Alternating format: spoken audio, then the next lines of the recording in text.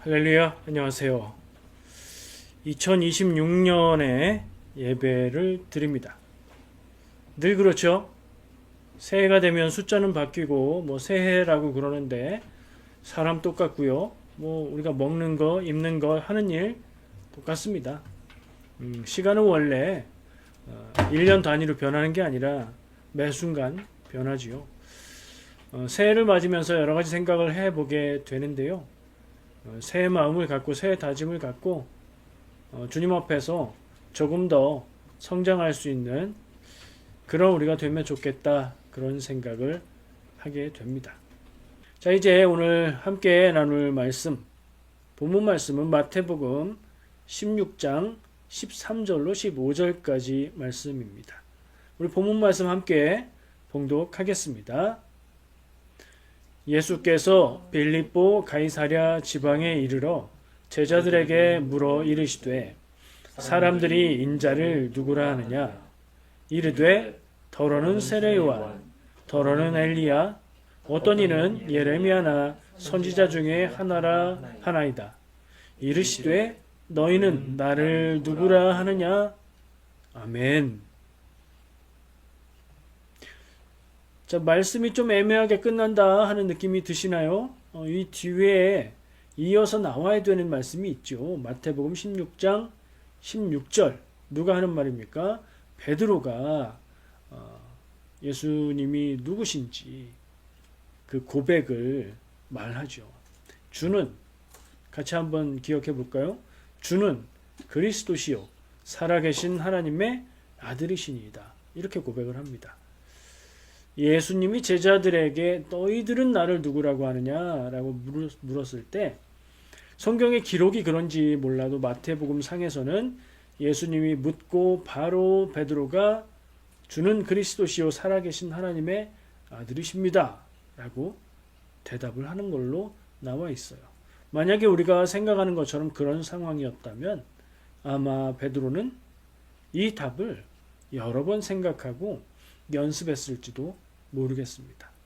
그렇잖아요. 우리가 어떤 말을 잘 하려고 하면 미리 생각하고 문장도 구성을 해놓고 말하는 것도 연습을 해야 바로 나오지 않습니까?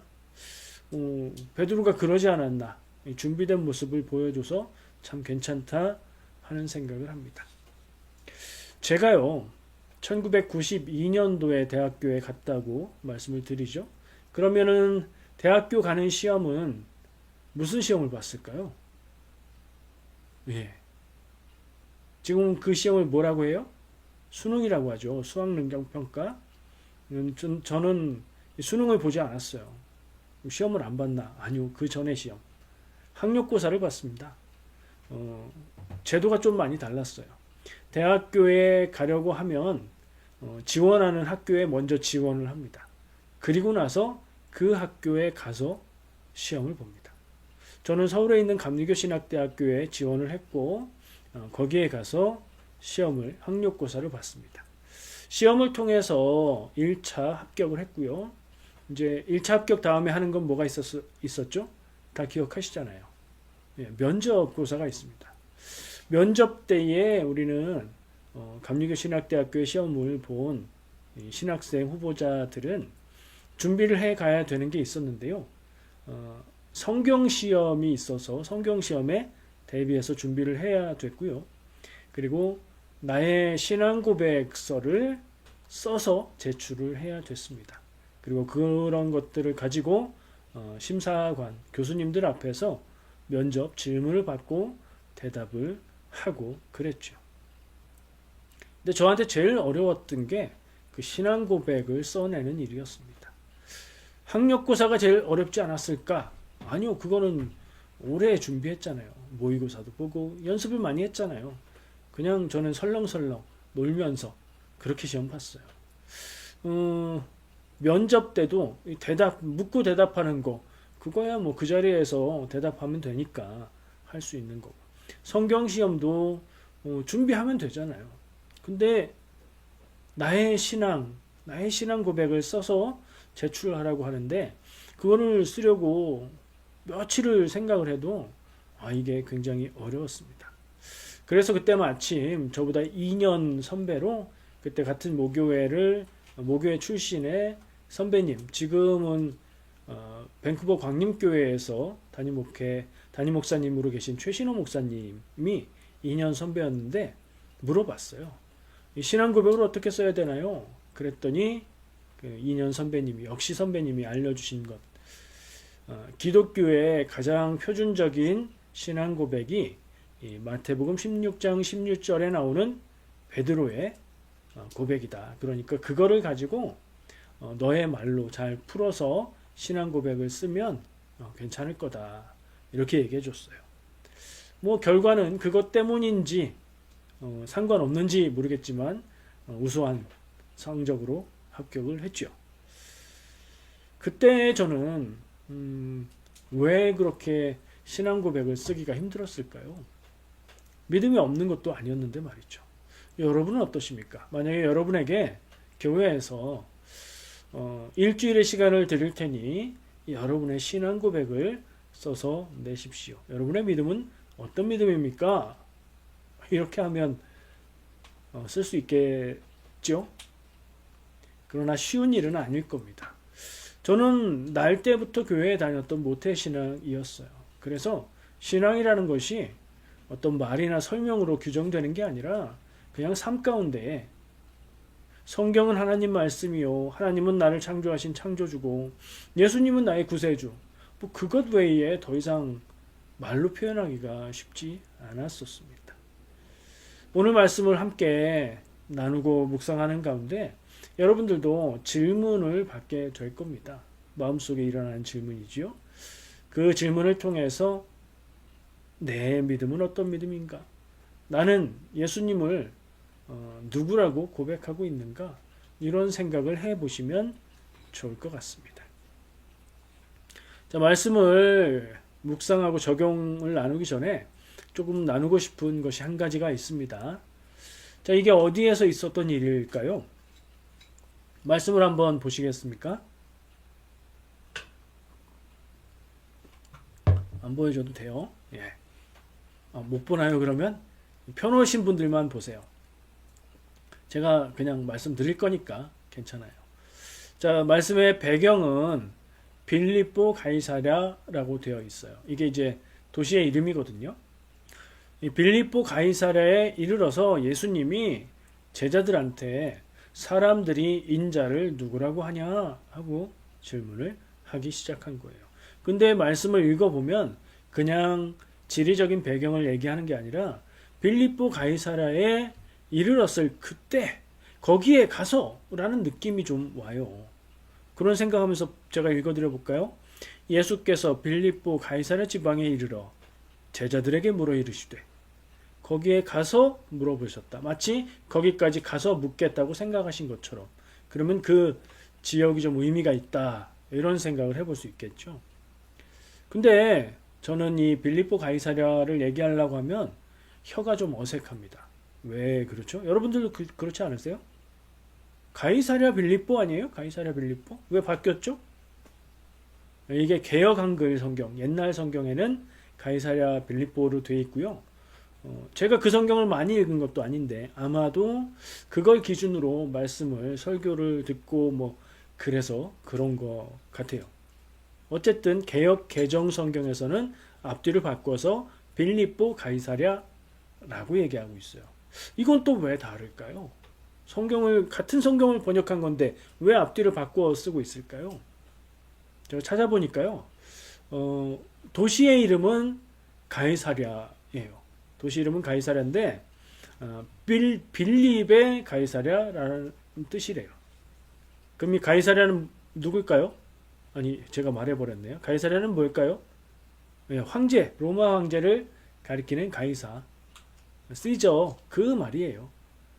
이 도시의 이름을 가이사라라고 지은 사람이 빌립이에요. 그래서 빌립이 만든 가이사랴라는 뜻으로 성경의 헬라어 원문에는 가이사랴 빌립보. 그래서 옛날 개역 한글 성경에서는 그 순서 그대로 쓴 거고요. 개역 개정 성경에서는 빌립의 가이사랴라는 의미를 살려서 순서를 바꿔서 빌립을 앞에 쓴 거예요. 그리고 굳이 빌립이라는 이름을 쓴 이유는 이 빌립은 또 누구냐? 왕, 분봉왕이 있죠. 지역을 나누어서 다스렸던 왕이 있는데 헤롯 대왕의 아들 빌립이에요. 그 빌립이 있던 도시를 잘 꾸며놓고 가이사랴라고 이름을 붙였다는 건데 왜 빌립보를 붙이냐? 다른 데 가이사랴가 또 있기 때문이에요. 거기는 또 다른 이름을 붙여서 그렇게 부르죠. 자, 근데 이 장소가 의미가 있다 하는 생각을 갖고 좀 찾아보니까 정말 그런 의도로 썼는지는 모르겠지만 되게 의미가 느껴지는 사실들을 발견할 수 있었습니다. 이 도시는 기본적으로 위치가 이스라엘의 북쪽 끄트머리, 그러니까 이스라엘의 변방이라고 할 수 있는 곳에 있습니다. 이스라엘 제꼭대기에 아주 높은 산이 있고 거기에 눈도 내리고 스키장도 있다고 제가 말씀드린 적이 있는데요. 헐몬산, 헤르몬산 그 근처에 있는 도시라고 얘기합니다. 그리고 이 도시는 거대한 석회암 바위 절벽 아래에 형성이 돼 있다고 하죠.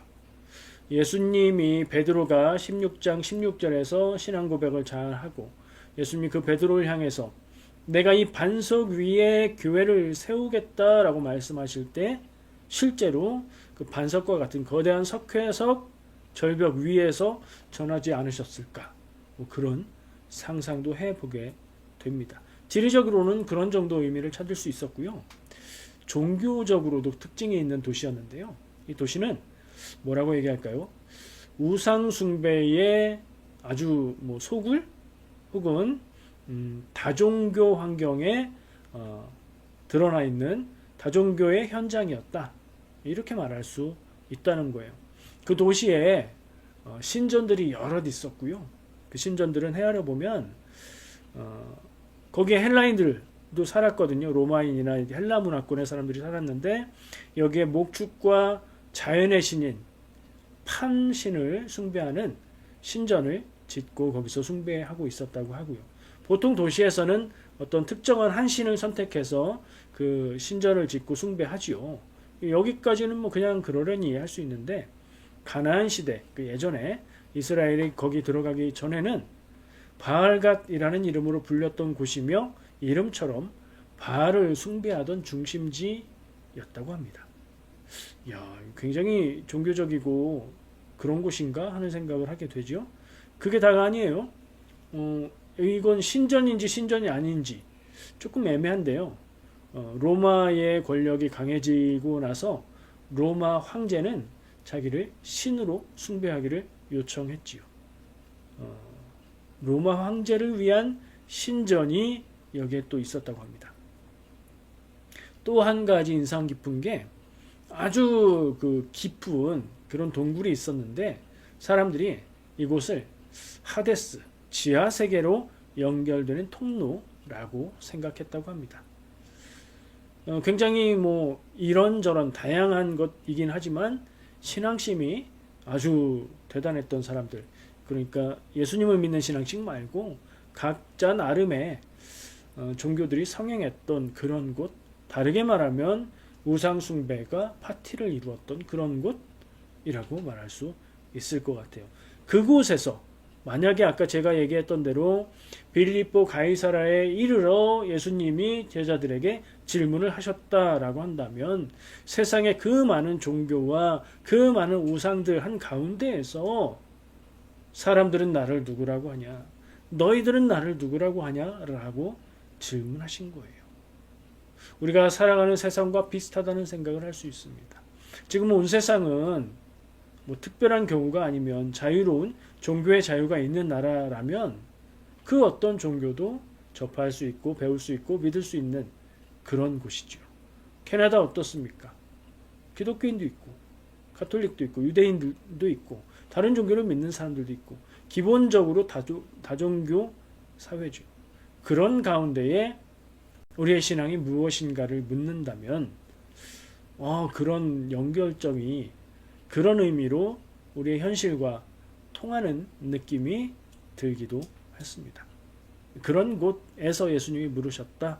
이 정도 얘기고요.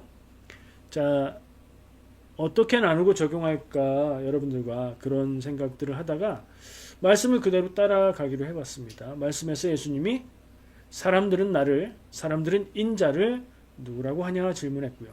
그리고 제자들이 사람들은 주님을 이렇게 말합니다 라고 대답하지요. 그 내용을 한번 보려고 하고요. 그 다음에 너희들은 나를 누구라고 하느냐, 그 질문도 생각해 보려고 합니다. 자, 말씀을 한번 기억해 볼까요? 화면 보지 마시고 안 보여드릴 테니까 기억해 보면 예수님이 사람들이 나를 누구라고 하냐, 인자를 누구라고 하느냐라고 물었을 때 제자들이 대답했던 몇 명의 이름들이 있습니다. 선지자 혹은 예언자 같은 사람들인데 기억나는 이름 한번 혼자 조용히 되뇌어 보세요. 자, 생각해 보시고 제가 얘기해 볼게요.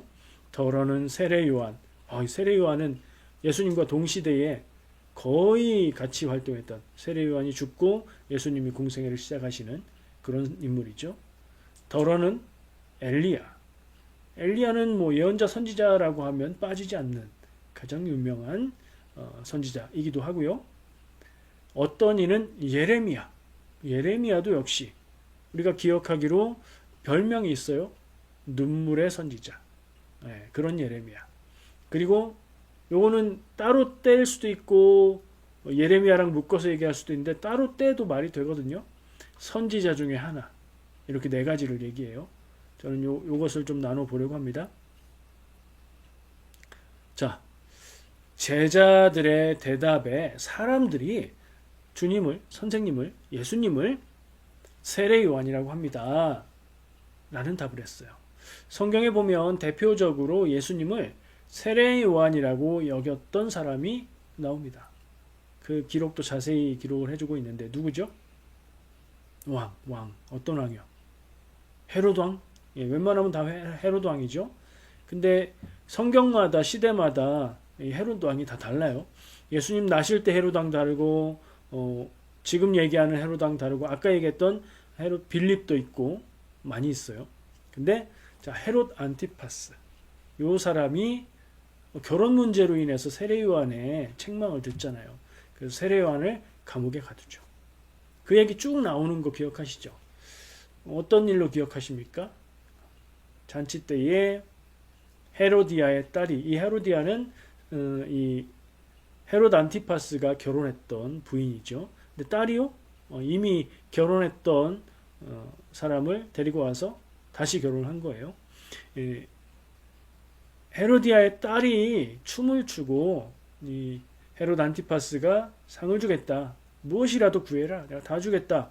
이렇게 장담을 했을 때에 엄마한테 가서 물어보니까 엄마가 뭐라고 얘기해요? 세례 요한의 목을 달라고 해라.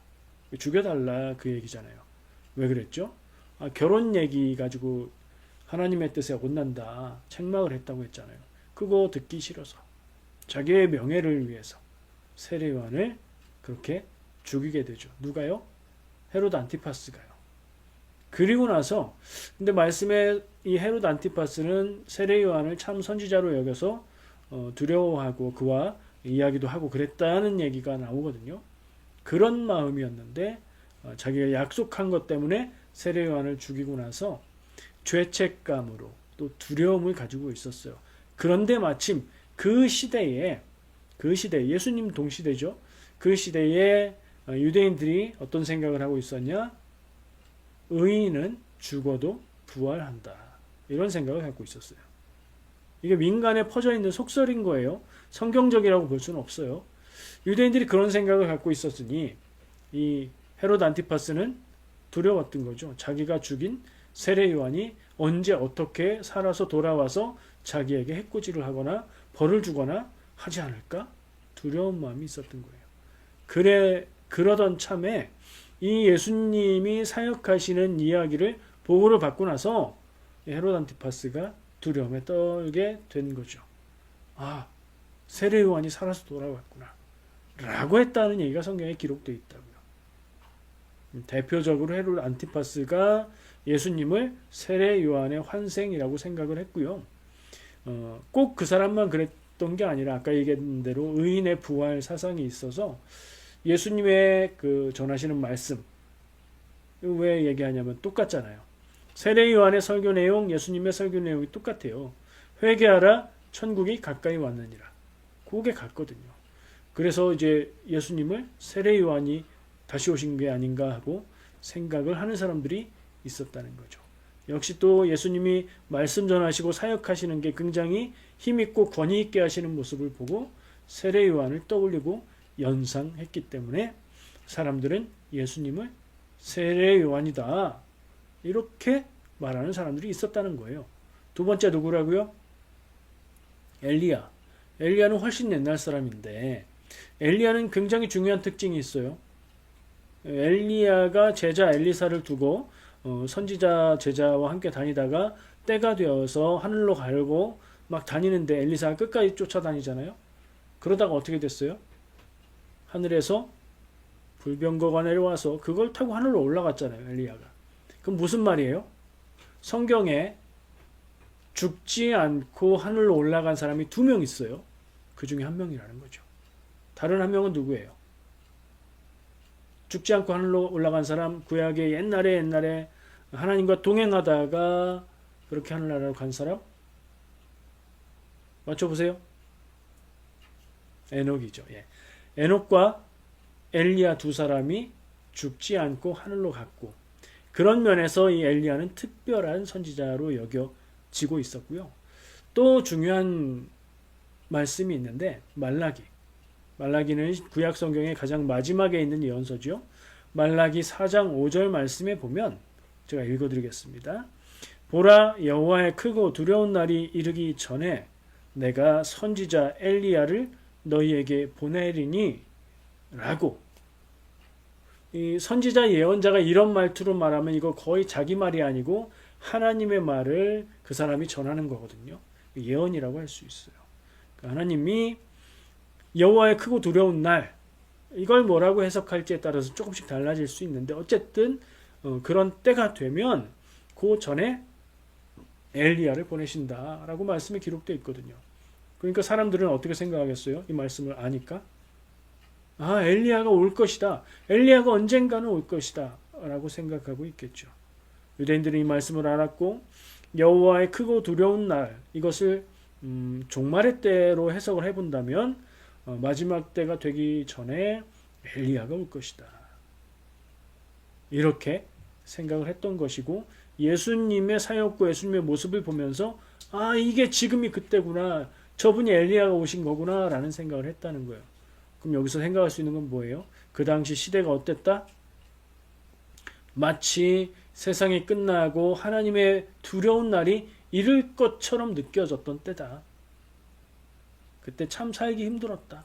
종말처럼 느껴지고 세상의 마지막인 것처럼 느껴졌나 보다 하는 짐작을 할 수 있는 거죠.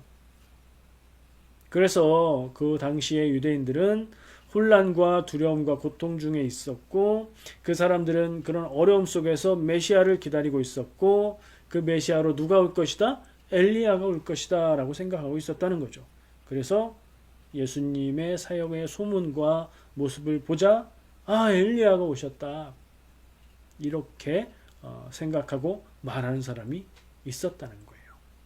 지금 세례 요한 엘리야 얘기했고요. 예레미야 선지자 중에 하나 이렇게 얘기하는데 이렇게 설명을 들어보면 예수님이 하나님의 구원자로 오신 사실과 크게 틀리지는 않아요. 근데 그렇다고 온전하게 맞게 말한 것도 아니에요. 그러니까 일부는 맞고 일부는 틀리는 그런 모습을 볼 수 있어요. 근본적으로 보면 뭐에서 차이가 나냐? 사람들이 기다렸던, 사람들이 원했던, 사람들이 생각했던 메시아라고 보는 거예요. 그러니까 사람들이 말하는 내용들은 다 한결같이 이름만 다를 뿐 자기들이 원하고 바라고 기대하고 소문으로 전해 내려왔었던 그분이라고 생각하고 있다는 거죠. 세 번째 누구라고요? 예레미야가 활동했던 시대는 언제입니까? 예레미야가 왜 눈물의 선지자예요? 맨날 맞아서 쥐어 터져서 울었나요? 실제로 많이 맞기도 했거든요. 핍박을 많이 받았어요. 언제? 유다가 멸망할 때쯤 그때 무슨 얘기를 했는데요? 하나님의 말씀이다.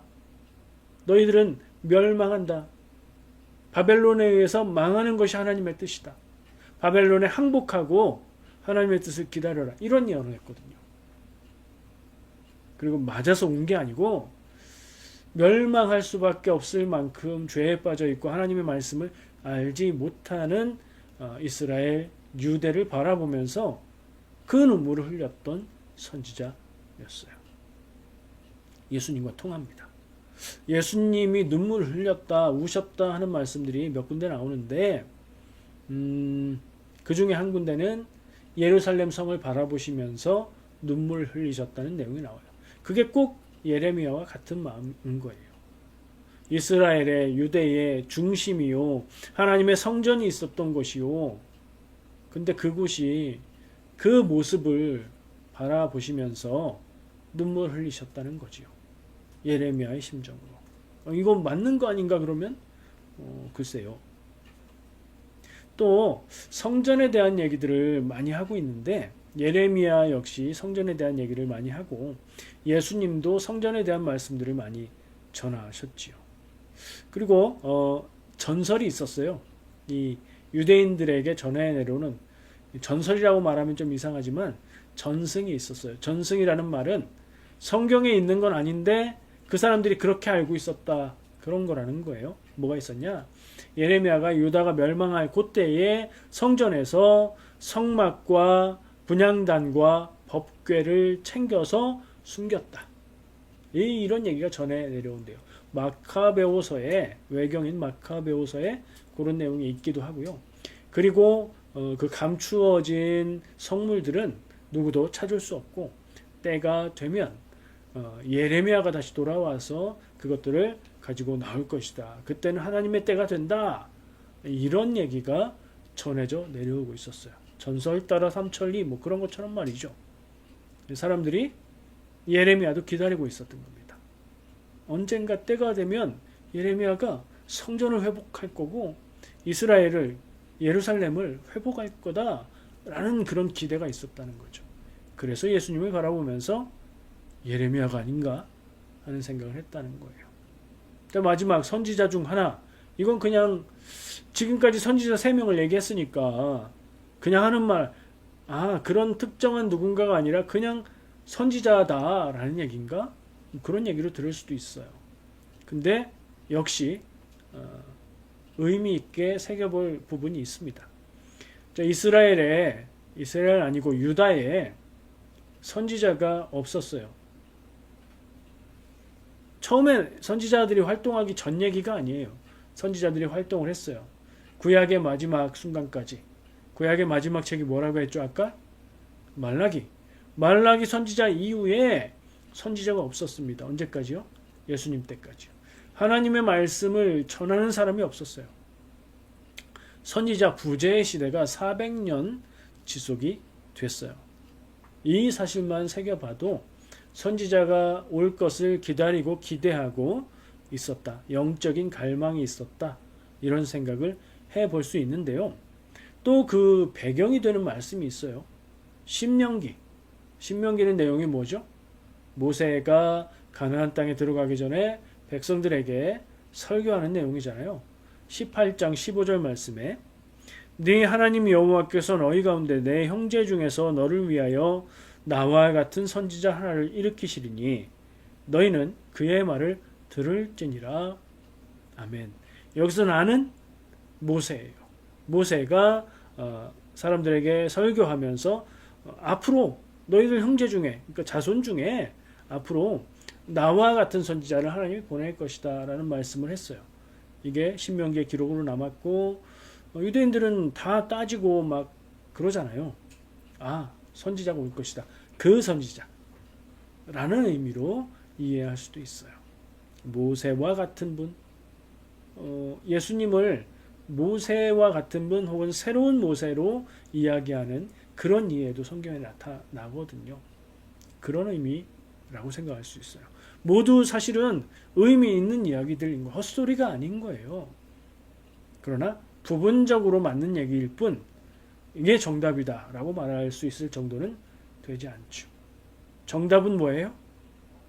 성경과 교회 전통이 인정하는 정답은 읽은 본문 말씀 바로 뒤에 나오는 아까 얘기했던 베드로의 예수 그리스도 신앙 고백, 주는 그리스도시요 살아계신 하나님의 아들이십니다. 그게 정답이에요. 교회에서 믿는 게 뭐냐? 이거 얘기하면 돼요.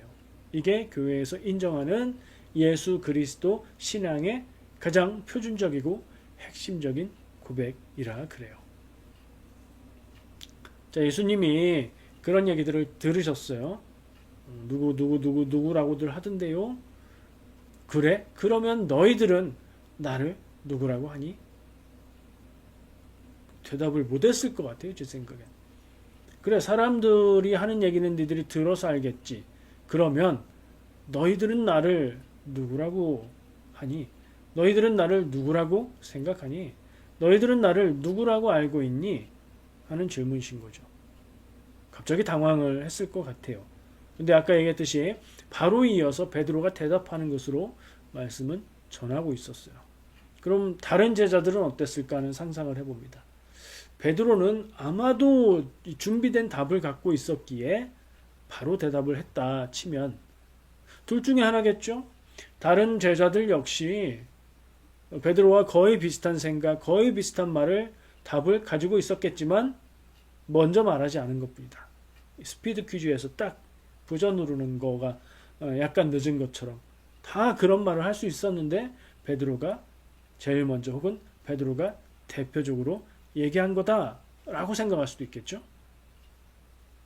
성경에서 얘기는 안 하니까 다른 제자들도 그렇게 생각했다? 그런 거 없잖아요. 그러면 그럴 수도 있고 아닐 수도 있는 거죠. 아니라면 뭐예요? 다른 제자들은 예수님이 너희들은 나를 누구라고 하느냐라고 물었을 때 나는 예수님을 누구라고 생각할까? 잘 모르겠는데 뭐라고 말하지? 막 생각하고 당황하고 그러고 있었을 수도 있다는 거죠.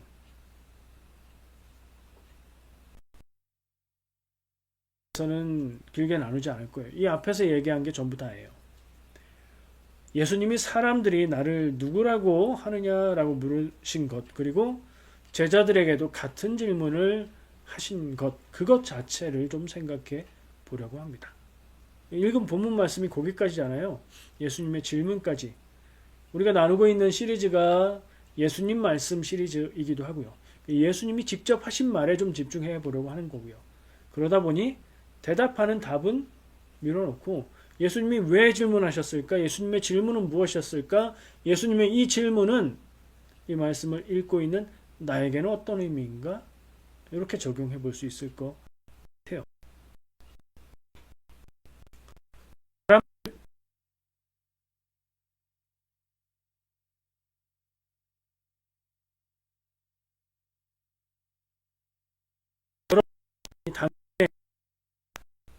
너는 나를 누구라고 하느냐? 라고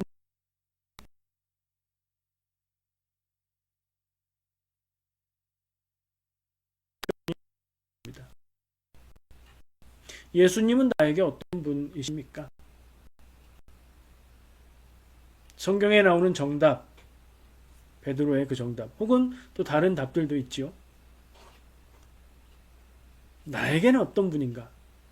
주관적으로. 이것을 묻는 질문이 될 수 있을 것 같아요. 오늘 그 생각을 집중해 보면 좋겠습니다. 여러분 혹시 예수님을 잘 알고 있다고 생각했는데 너는 나를 누구라고 하느냐라고 질문했다고 생각해 보니까 예수님을 내가 진짜 잘 안 것이 아니고 듣기만 많이 들었고 소문으로만 무성하게 들었던 게 아닌가. 예수님에 대한 얘기는 많이 들었는데 예수님을 만난 적이 있는가? 예수님을 느껴본 적이 있는가? 예수님이 내 삶 가운데 찾아오셔서 역사하시는 것을 경험했는가 하는 질문을 해보게 되지 않습니까? 여러분은 어떠십니까? 예수님 잘 모르고 예수님과 친근하지 않고 예수를 믿을 수 있나요? 그거 어려운 일입니다. 저는 여러분 예수를 믿지 않습니다. 그러나 이 질문에 대답하는 것은 또 다른 의미가 될 수 있을 겁니다. 여러분, 나의 인생, 내가 사는 지금 세상을 살아가는 나의 경험 가운데 예수님이 있는가 생각해 보시기 바랍니다. 교회에만 예수님이 계신 건 아닙니까? 여러분이 친구를 만나고 일하고 운전하고 돌아다닐 때 그런 때 예수님이 그 순간 나의 인생, 나의 삶과 상관이 있습니까? 만약에 나에게 예수님이 누구신지 답이 안 나온다면 어쩌면 내 인생이 예수와 별 관계가 없기 때문일 수도 있다는 생각을 한번 해보시기 바랍니다. 남 얘기로 많이 들은 예수님, 성경에 나오는 이야기로만 생각하는 예수님이 아닌 예수님이 나에게 너는 나를 누구라고 하느냐라고 물으실 때 예, 예수님은 저에게 이런 분이십니다. 그래, 예수님이 구원자인데 어떤 구원자냐? 예수님은 저를 죄책감에서 구해주셨습니다. 제 영혼을 구원하셨습니다. 제 육신의 아픔에서 구해주셨습니다. 나의 막힌 생각에서 나를 구해주셨습니다. 각자 다른 답이 있을 수 있을 것 같은데요. 어떠십니까? 이 질문이 여러분에게 도전이 되기를 바랍니다. 여러분이 예수를 모른다, 예수를 뭐 꼭 알아야 된다, 뭐 이런 얘기를 하는 게 아니에요. 이 질문을 통해서 구체적으로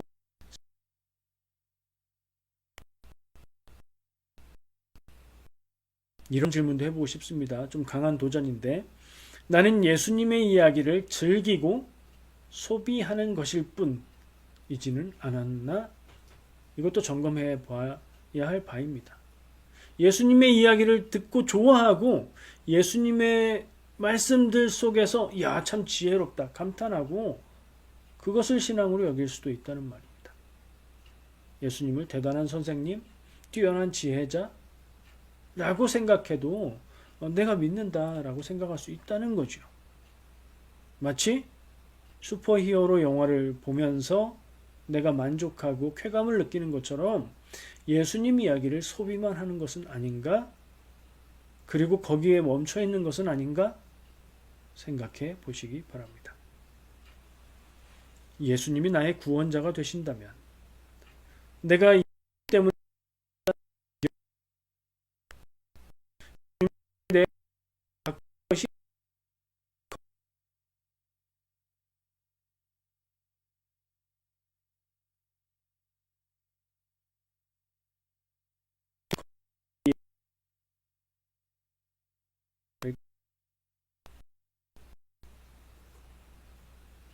우리는 다 신앙인입니다. 하나님을 나의 창조주로 믿고 예수님을 나의 구원자로 믿고 살고 있습니다. 이게 사실입니다. 근데 조금 더 도전을 드리고 싶었던 겁니다. 내가 그리스도인이기 때문에 해야 하는 것도 있고 내가 그리스도인이기 때문에 하지 않는 것도 있지 않습니까? 우리는 예수님과 관계 있는 인생을 살고 있습니다. 우리가 예수님과 관계없다 이런 생각은 하지 않는데요. 내가 생각하고 정리하지 않았다면 예수님의 너는 나를 누구라고 하느냐 하는 질문이 굉장히 당황스러운 질문이 될 수도 있는 거지 않습니까? 내 인생의 전부, 내 삶의 목적이라고 해도 그렇게 살아가고 있다고 해도 그것을 한번 정리해 보지 않았다면 베드로처럼 그 질문 앞에 딱 대답하기가 쉽지 않을 것 같습니다. 그래서 오늘 예수님의 질문을 같이 생각하고 싶었습니다. 오늘 이 시간 나에게 예수님은 누구신지 스스로 묻고 생각하고 정리하고 기도하시면서 이 질문에 답을 찾으시길 축복합니다. 기도하겠습니다.